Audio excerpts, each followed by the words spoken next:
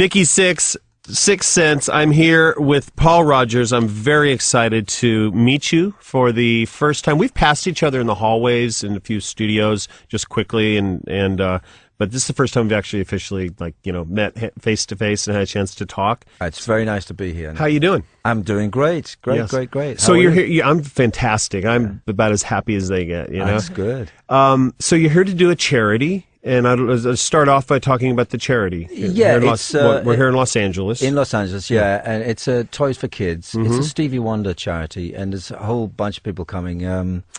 Let's see, there's Peter Frampton and Joe Perry's going to be there, and first time you and Joe have we're going to have a a little jam. Yeah, well, we're actually going to play a specific song rather than a jam, so it's going to be. Is it a surprise? A rehearsed surprise. Yeah, a rehearsed surprise. Okay. Yeah.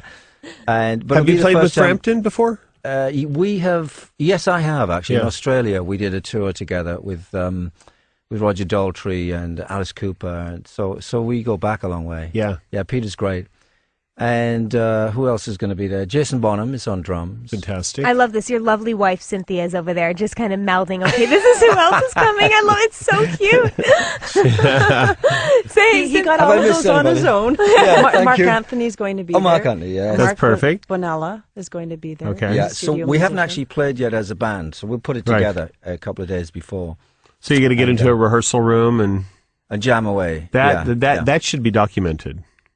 It's a good idea. Yeah, that's the interesting part, isn't it? Set up the show. It's the thing that happens backstage. Yeah, just keep the camera on and keep it for yourself. Don't tell the other guys. Yeah, everybody will want a copy. I'll come down. I'll document it, and we can put it up at Sixth Sense. Oh, nice. How about that? Yes, yes. So, I've been a huge fan since I was growing up and first getting turned on to music. Well, thank you. And actually have a funny story is my grandparents always wondered if I was going to do anything musically of any importance as I'm listening to Bad Company and Deep Purple and Led Zeppelin. And so I had gone to live with my mother in Seattle.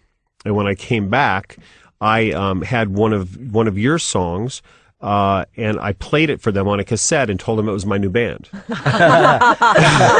Nice one. So nobody in history. Just to clarify, though, were you saying you were on vocals? No, I was on bass, okay, and this was my band in Seattle, and so I'm actually doing something. But my grandfather comes down here, and I've never told him that was a lie. He doesn't know that? No, I think he thinks that my first band sounded like Bad Company. That's funny. Well, what's interesting is Paul's manager, Chris Crawford, used to play Seal when he was wooing his wife. Really? And then when he started managing Paul, he had to come clean and admit that, by the way, I never really wrote that song. Oh. The artist who did. We all come to you to confess, Paul. Oh, that's lovely.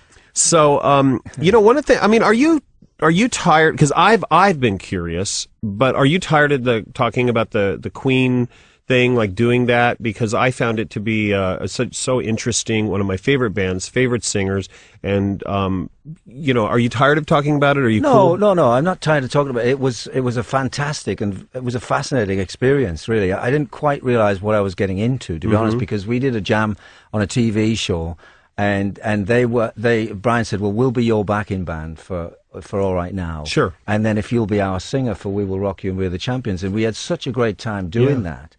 I thought, and we came off stage and everybody said, yeah, we got to do more. Well, you've probably been in a situation like that. You had this jam and everybody comes off, well, we'll do more. That's it. And then everybody goes away and then nothing happens. But a couple of weeks later, Brian called me and said, would you care to do a couple of shows in Europe as, QPR, Queen and Paul Rodgers? And thinking back to that jam, I thought, well, you know what? It was pretty cool when we did that. And which is what we're about as musicians, is the jam and then feeling that to, getting up on stage. Yeah. But if I can just interject, what happened was at the rehearsal for this event. Yeah. We had, the hardcore janitors were there, and it was a music hall in London, and they've heard and seen everything in terms of rehearsals. They all came in and stopped what they were doing. And people, just random people who were working at the venue came in and stood and just with their mouths open. And we were comparing hairs standing up on arms. Because there was magic. And that night, too, everyone was there. Madonna was there, Bono was there, a whole group of people. And they all came up and said to us, you guys need to do more. That was incredible. So there was a good experience, and I did it for 4 years. We worked together for 4 years, but after a while, I thought, this is not really who I am ultimately. I mean, sure. I generally form bands, and I like to be solo and this, that, and the other. So I thought it was time to sort of put it on the back burner for a bit. But we had a wonderful time. But that was a long run. Because I mean, I mean, when I first it. heard about it, I thought you were doing some, kind of one-off stuff and having some fun with it. I didn't. We did too. So did I. I mean, well, they said a couple of dates in Europe, and I got the date sheet. It was like 30 dates. It's like full-on tour. I went, wow, this is really quite serious. Yeah. I turned up for the first rehearsal, and there was the lights and the staging, and this great big thrust on it, and my jaw just dropped. I thought, oh my God, this is really it's real now. Here, I guess we're committed. And with Queen, Sacha Baron Cohen has been tapped to play him in the movie. What do you think of that? Ali G, Paul. Oh yeah, well, I think he'll do I think well. he's perfect. Actually, I know he come and to think Brian of are it. friends too. Yeah, and scary. Have you seen a picture of him yet? Oh, No. I bet. I can just with the teeth in. imagine. It's he it looks like him. Yeah. So now that I was just wondering what you thought, because Yeah, well, I mean, I liked Freddie from way back. I was always not a huge fan in the because I like blues a lot. You Sure. know, but I always, when I heard their records, I used to think, wow, beautiful production. What a great singer. What a really powerful voice. And so it was not the easiest thing to actually do. And the more it was weird because we played these huge arenas and everything, and you'd kind of feel Freddie's presence sometimes. It was the strangest thing because we used footage of him and those guys in the early days in some of the songs, Right. Now and it was interesting like that. your voice, to me, is such a unique sound, and so did Freddie's. He could ramp up to the rasp. And for you, could you ramp like into more of a purity, or was that hard for you? Because some of the Queen songs, there's like a falsetto section, or were they just songs that just kind of couldn't work? Because in Motley, I had a singer, Vince left, and we did a record, and there were songs that this singer that we used, John Crowder, he had a very bluesy voice. He could not do them. Yeah. And we just had to say, as great as the song is, it doesn't fit. Right. Did you have that? Well, I didn't have. I really don't do falsetto too much. Yeah. It's I haven't heard you do much of that at all. On a couple ballads, not natural to bit. me to go. Yeah. Only when the hot. Yeah. That's why Only when the hot tub's too hot. James Brown. James Brown, yeah. That's still not falsetto. It's still raspy. But we didn't change any of the keys. All of the keys are the original keys that we did them in, and I just reached for it actually. And I kind of, I paid allegiance to the actual tune, but I would take it my own way as well. There was a couple of songs that I really liked. The Show Must Go On I really liked because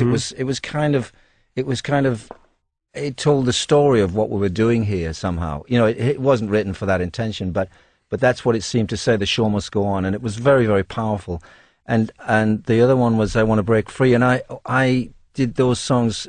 I'd listened to Otis Redding do versions of other people's songs, and the way he stepped into it, like he did a version of A Change Is Gonna Come, which is an old Sam Cooke song, and he took it a different way, but he kept the tune, but he just dug into it a little bit more. Yeah. Change is gonna come, down on the knees, James Brown type of thing. But that's the way I did it. I just reinterpreted the songs. It was interesting too because Brian tells a story where they were in the studio because they were big fans of Free, Paul's first band.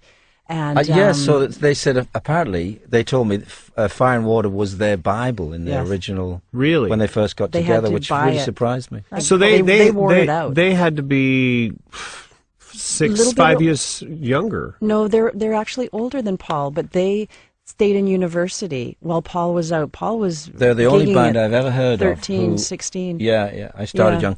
But they got their degrees before they took the music business seriously. They did that first, which is I've never heard of a band doing I've never that. heard of that. I got thrown out of high school. Yeah. Tell me about it. Yeah, right, we have that in common.